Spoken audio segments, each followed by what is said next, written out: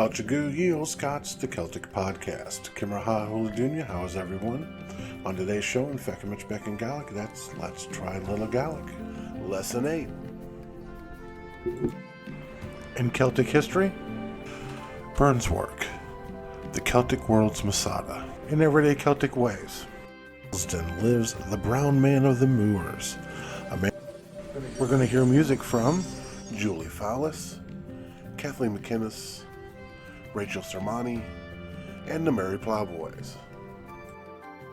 Already a subscriber to the Ye Olde Scot YouTube channel and enjoy the variety of interesting videos and podcasts that we produce weekly, then you should join us on the Ye Olde Scot Facebook group. Not only do you get all the great videos you already enjoy, but so much more. Come and connect with your Celtic community here on Ye Olde Scot Facebook group. Learn the history of Gaelic songs as you learn to sing them. Gaelic and English lyrics are provided to give you a deeper understanding of the song, to guide you when you're learning, or just sit back and enjoy these beautiful songs. Welcome to Learn a Gaelic Song. Today's song is Hashnach Drum Uacher. This song invokes a strong nostalgia for many about Scotland, and in particular the Highlands and Islands, for those that have lived there or currently live there. The lyrics have the most unique format, almost mystical, a true lament. The story behind the song is that of Feuchamaich Og, a native of Kintail, Scotland, who had shot the factor who had confiscated his wife's kettle when she did not have the rent money for him. The song was prompted when Feuchamaich became a fugitive for his own actions. Alright, remember, Gaelic at the top, English at the bottom. Get ready. Scaunach gaingan jegal, roun bach bre butter biol, varang fiol gut de shean, an lanach fiach an glo. Varang fiol gut de shean, an lanach fiach an glo. Veding fe haar na money, sveding brik as na loin. Veding fe haar na money, sveding brik as na loin. Lishid nach kvi ed mi as ek skankelir gom of Lishid nach kvied mi as ek skankelir gom of Skankelir go ni sashkorm na lorakam bahtan am go. Skankelir go ni sashkorm na lorakam bahtan am go. Hasnach gildre muachker farom I kualach nem bo. Hasnach gildre muachker farom I kualach nem bo. Saunten jan fertunach I a hook mi trama guls mi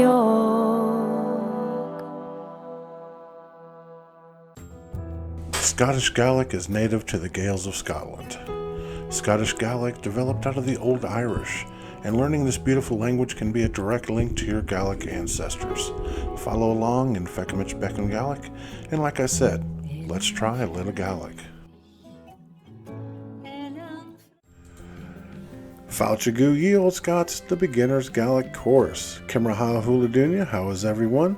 Looky there, do you already know how to say welcome to and how is everyone? Alright, in the next 25 lessons of Feuchamaich Beagan Gaelic, that's Let's Try a Little Gaelic, with a little work you can gain a rudimentary understanding of the Scottish Gaelic language. Now, these lessons were taken from my weekly podcast beginning back on May 15th of 2020, so if you like you can listen to them there as well. But please remember that I am not an authority on the Gaelic language. I just love learning it. I struggle like most all learners, and so what I teach comes right from well-respected Gaelic teachers. I hope you find it interesting, informative, and fun, and as always, I display on the screen what I'm discussing so you can follow along. Alright, Kershmaha, which means, alright then, let's get started.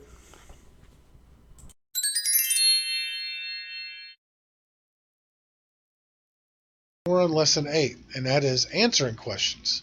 The other day I taught you how to ask questions. Well, now we're going to do some answering.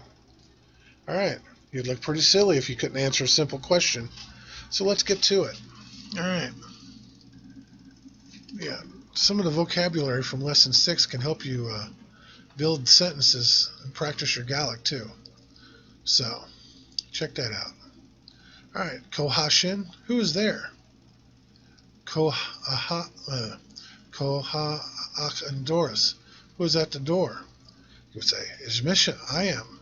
Or is Misha Ian Moore? Hey, I'm Big Ian. Or I'm Polis Fasculent Andoris. The police, open the door. There's always Kimra Ha'u, how are you? Or Kimra Ha'shiv if it's somebody you don't know or somebody of importance. You always got the two. You got the formal and informal. I'm dealing with the informal today. Kimra Ha'u, how are you? It's Hagama, I'm good. Or Hagadona, I'm bad. Or even Hamichin, I'm sick. Of course, the reply is Kimra Ha'u Hain. How are you yourself? All right. Kimra Hanasu, toothache on Gaelic. How do you say toothache in the Gaelic? Okay, Jejik. Avelu Jejig Akit. That's toothache. Do you have a toothache? Alright. Kunya ha I Achian. When is she coming? And Jew, today. Marak, tomorrow. And Ath Oiche, tomorrow night. And Air, the day after tomorrow. Ach, Och Ulin, at 8 o'clock. Be various ways you can answer that question. And then we got Jeha'u Janef. What are you doing? Achaber, working. Achadal, sleeping. Ashain, singing. Achishya, eating. Or a driving. Okay. Koviet ku aha akit. How many dogs is at you? That's literal. How many dogs you have. That's what they're trying to get across there. Ha kluk nachoin akam. I have 5 dogs. Ha tolam nachoin. Ha nachach akam. I don't like dogs. I have cats. Which I would never say. Kirsanaha and cat and show. Why is the cat here? Ha and cat a furlak show. The cat lives here. Alright. That's pretty much it for that. You can play around with that. Like I said, there's a lot of vocabulary in lesson 6. You can just make some sentences up and find answers for them. Do whatever you got to do to get busy in the language and learn some more. And I've got some sentences here I want you to translate, or at least try to. Number 1, Mveil namukan phone and tie. 2, Kachavel achura achadal. 3, Ha and kat fluk agus ha I eravord. 4, Ha and dunya on sahar. 5, Avel and gila on sahar. 6, Ha and gila bek on loom.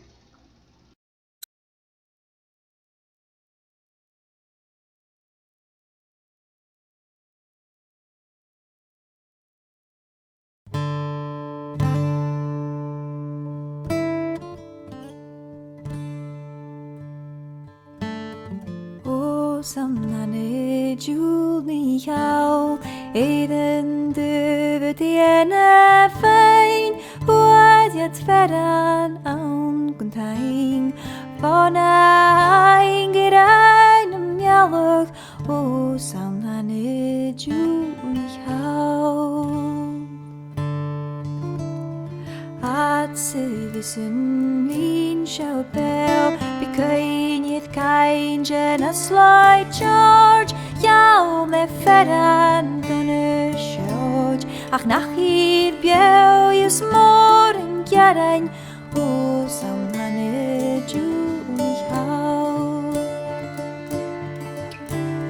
Snur de hik nikken god Gunron da varmen faskia Snachra kainjen a sloi George Ach mar hjau a falla ve shalug O samhane ju mich hau Krynich bis hua dat diep Som borstach lojad mor archief Schara fer was stief Nachra kreinja krein jaren O samhane ju mich hau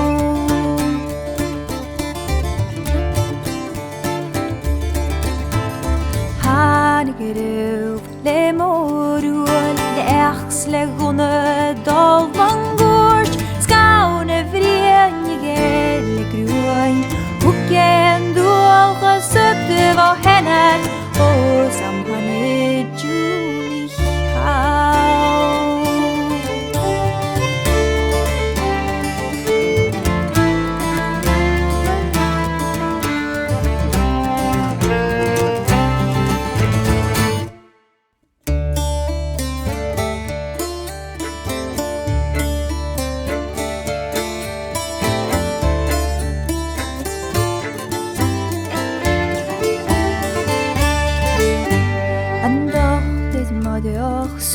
Sachliu Weich mar hager es a chush Hoeke mach ja tassen du Gön surs e jon se ganyen O samhane ju mich hau Skudi nish yemran Shem al gurach shiviswan Lever sol vorawan Leshe gran guashnen sparan O samhane ju mich hau Ledem dubet jenet wein Hoe dat ferran angein Van ein gerein mjalluk O samhane ju mich hau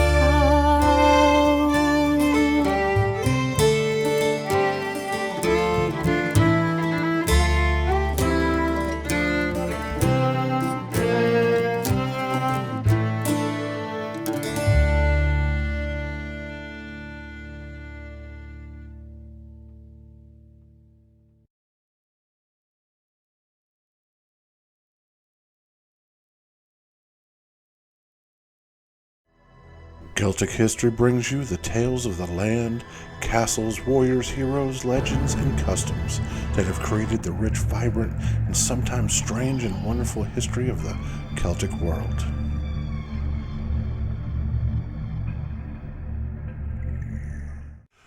Burnswark, the Celtic world's Massad. Burnswark Hill, Scotland. At the remains of a native hill fort dating back to the days of Hadrian's Wall and the Roman occupation of ancient Britain, a new story is emerging. Burnswark is a tall hill that juts 1,000 feet out from the Solway Plain. It's visible for miles around. It used to be the site of a native hill fort, one that was eventually occupied by 2 Roman camps on the north and south slopes that were capable of supporting 6,000 soldiers each. Archaeologists have been excavating at the site for the past year in an attempt to figure out what happened there. The first theory states that the Romans found the fort abandoned and used it to train their men, kind of like an early firing range. Another proposes that the Romans found it still occupied by the local ancient Highlanders and laid siege to the fort to starve them out. However, lead archaeologists have a much darker theory to suggest. They believe that Burnswark was the site of a bloody massacre that was the first hit in a series of attacks in an attempt to subdue the wild ancient Scotland. Now, this probably is the start of the Antonine push from Hadrian's Wall in an attempt to conquer all of southern Scotland. Previously, Emperor Hadrian found that he could not keep Britain and Scotland, predominantly Scotland, under Roman control because of manpower shortages needed elsewhere in an attempt to expand the Roman Empire. Instead of trying to conquer the barbarians, he constructed Hadrian's Wall to separate Romans from barbarians, according to the Historia Augusta, but also to control the flow of non-Romans in and out of Roman-occupied territory. Then Emperor Hadrian died and was succeeded by Antonius Pius, who was anxious for a victory, since he was an emperor with no victories in battle, to make his name great. So he set his sights on Scotland right around 140 AD and launched a huge invasion. Archaeologists believe this invasion started here, at Burnswork. The evidence supports this theory. 2 months earlier, archaeologists used metal detectors to screen the Burnswork site and found large amounts of lead shot used in Roman slingshot ballistics. It doesn't look like it was just routine target practice. The shot used was that has been labeled as the Roman centurion's terror weapon, slingshot bullets with a 4mm hole drilled into them. Now, why did they drill holes into these ballistics? Well, archaeologists made replicas and fired them, and discovered that they made a eerie whistling noise when released. You'd hear this screeching noise that you've never heard before or experienced before in your life. Unearthly spirit assailing you from the dreadful Roman missiles. The Celts would hear this keening sound through the air, and the warrior with the spear next to him suddenly would drop dead. It would have been terrifying the first time you experienced this type of warfare. Further evidence that this was a massacre meant to scare the natives into submission was it seemed that Roman general Lollius Urbicus was brought into Burnswick all the way from the Middle East to subdue the native Scotsmen. General Lollius Urbicus made his name in the Jewish War, which had taken place in Israel in the previous 4 years, where they had literally gone through the whole of Judea, taking one hill fort after another. He received the Dona Militaria, or military decorations, for his service as the legate during Hadrian's Jewish War of 132 to 135 AD. And he had learned of this strategy when the Romans had laid siege to Massad in 73 AD, a siege which lasted between 4 to 7 months. The siege ended in the mass suicide of the Sicarii rebels and resident Jewish families of the Massad fortress, who fell heroically over the high cliffs to their deaths to oppose Roman oppression. He was given the job of taking northern Britain from the Caledonians, which is modern-day Scotland. Now we know this from the Roman literary sources like Tacitus and Josephus, who became a historian for Rome and the Jews after surviving this horrible tragedy at Massad. The researchers working on the site believe Lollius Urbicus chose Burnswork as the site to blood his troops, meaning give them the first taste of blood for battle by taking an easy target. The number of soldiers called in, the general, and the sheer amount of slingshot ballistics specifically created to strike fear into the hearts of their enemies suggest that Burnswork was the site of complete overkill against a much smaller, weaker army. The native Celts never stood a chance. The Romans were well organized for what is called exemplary violence. Today we call this type of warfare shock and awe. These Celtic people literally suffered the slings and arrows of outrageous fortune. That's from Shakespeare's play Hamlet, Act 3, Scene 1, if you were wondering.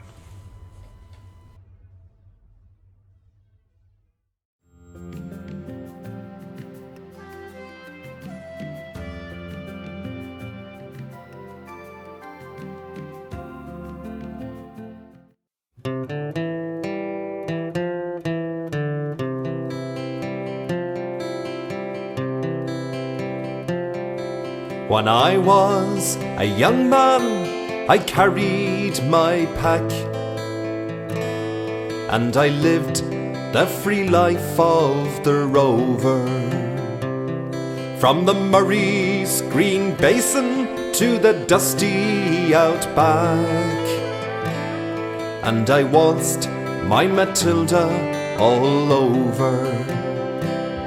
Then in 1915, the country said, son, it's time to stop rambling, there's work to be done. So they gave me a tin hat, they gave me a gun, and they sent me away to the war. And the band played Waltzing Matilda as our ship pulled away from the quay.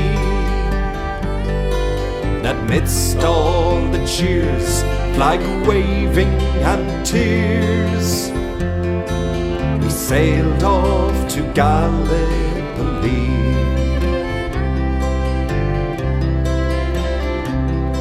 How well I remember that terrible day,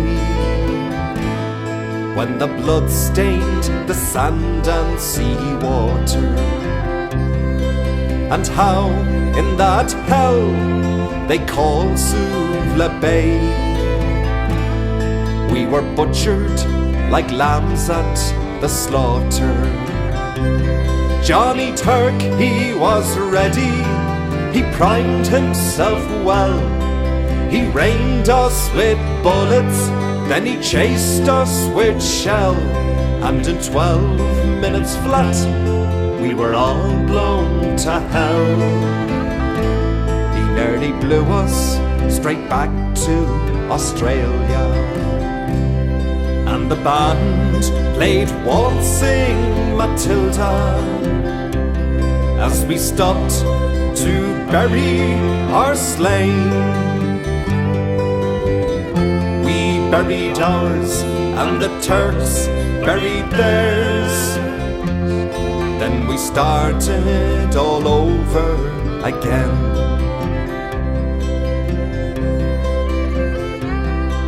Now those that were left, we just tried to survive in a mad world of blood, death and fire. And for 10 weary weeks I kept myself alive, while around me the corpses piled higher. Then a big Turkish shell knocked me arse overhead, and when I awoke in my hospital bed, when I saw what it had done, how I wished I was dead. I never knew there were worse things than dying, for no more I'll go waltzing Matilda all around the green bush, far and near. For to hump tent and pegs, sure a man needs both legs. No more waltzing Matilda for me.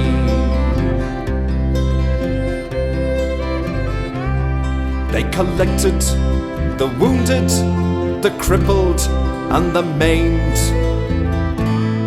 and they shipped us back home to Australia.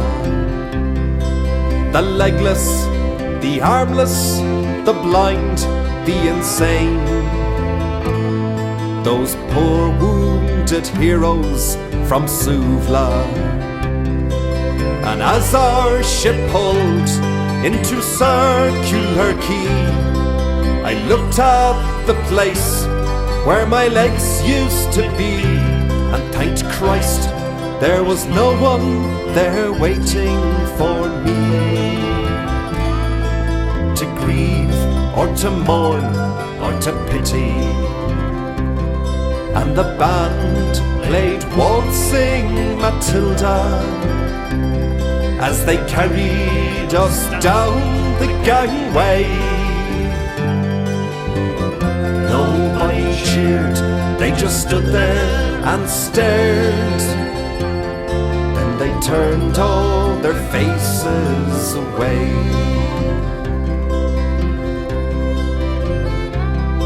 So now, every April, I sit on my porch and I watch the parade pass before me, and I see my old comrades, how proudly they march, renewing those dreams of past glory. And I see the old men, all bent stiff and sore, the tired old heroes from a forgotten war, and the young people who ask, what are they marching for? And I ask myself the same question, and the band plays Waltzing Matilda, and the old men still answer the call. But year after year, their numbers get fewer. Someday no one will march there at all. Waltzing Matilda, waltzing Matilda, who'll come a waltzing Matilda with me? And their ghosts may be heard as they pass by the billabong. Who'll come a waltzing Matilda with me?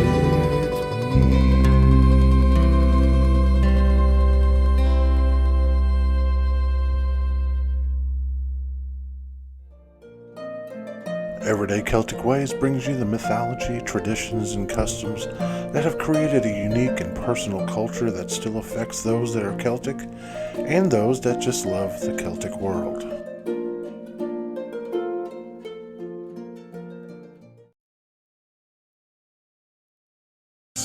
According to legend, in the moors surrounding the village of Elsden lives the Brown Man of the Moors, a man of dwarven stature dressed in brown with bright red hair and a ferocious glare.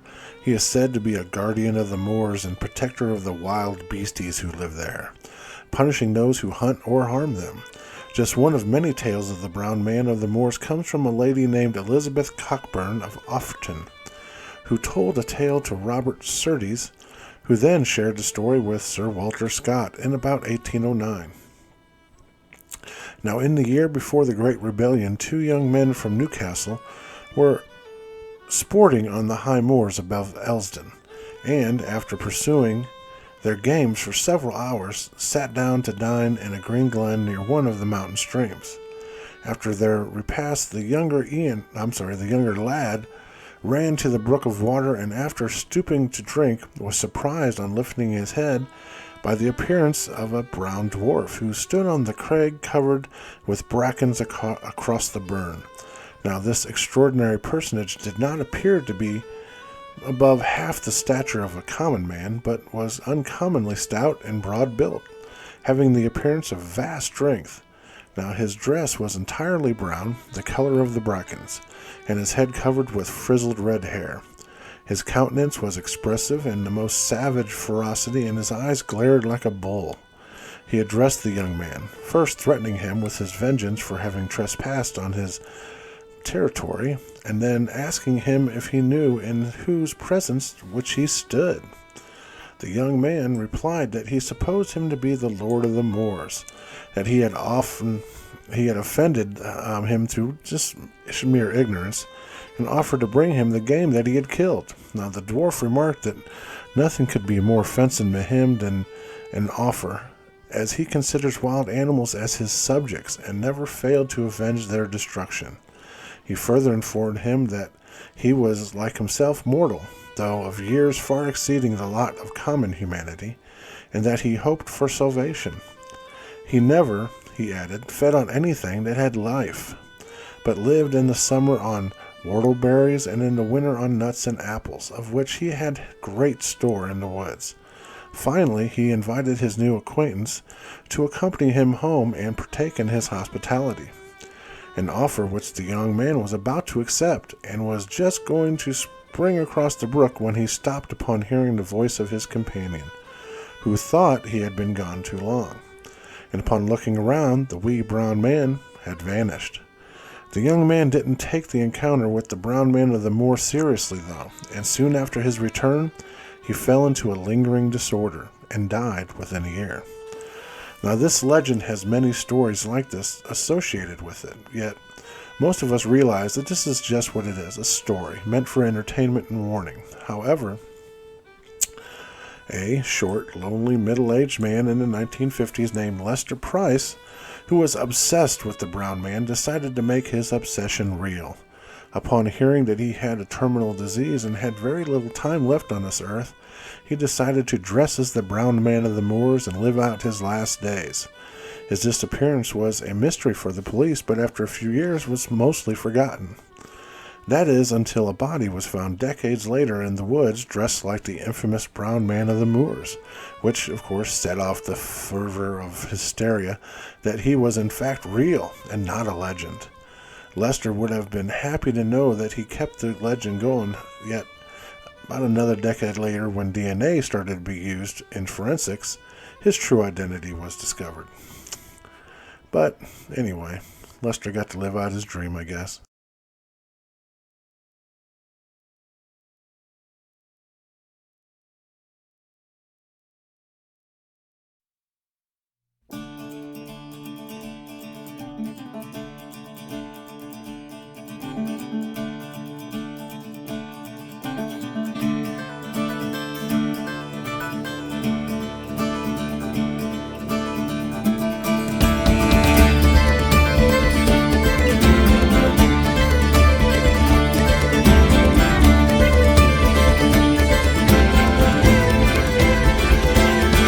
When the cold wind is a-calling and the sky is clear and bright, misty mountains sing and beckon, lead me out into the light.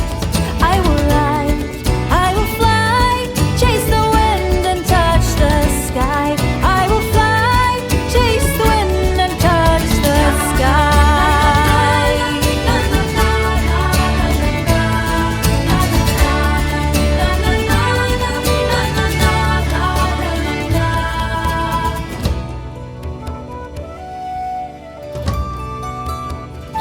Where dark woods hide secrets and mountains are fierce and bold, deep waters hold reflections of times lost long ago.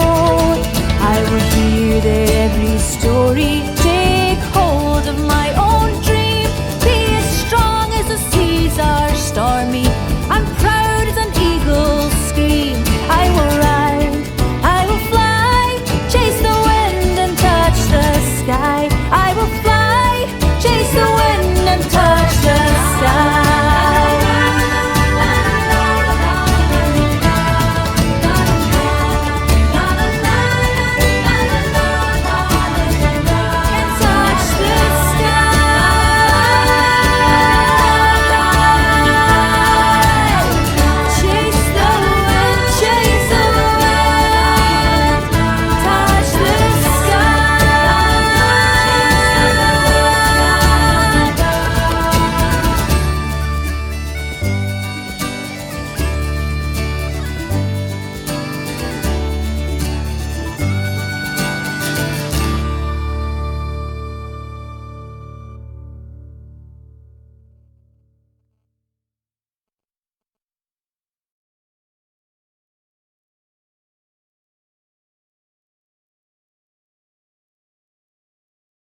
Top level heritage. Now remember to check out my YouTube channel. It's got Celtic music, podcasts, Gaelic language, Gaelic song, Celtic history videos, plus lots more. And my Facebook group where you can give me your inputs and insights on all things Celtic. Goodbye, Apple Baby. Masha Weave. Goodbye, everybody. But I'm going to let you go with a song.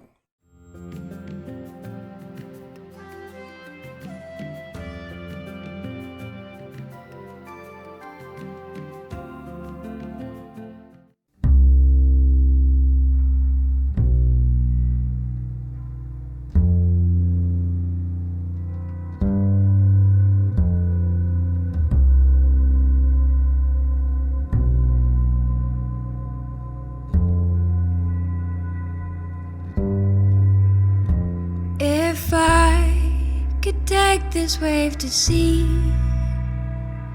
Do you think that we could sail out in the night? We must let no one know. So maybe if we go, we'll go unseen. I'll sing below the ripples, eat the seashells of the storm, and we'll swim, knowing they can't touch us. We'll swim, knowing they can't touch us.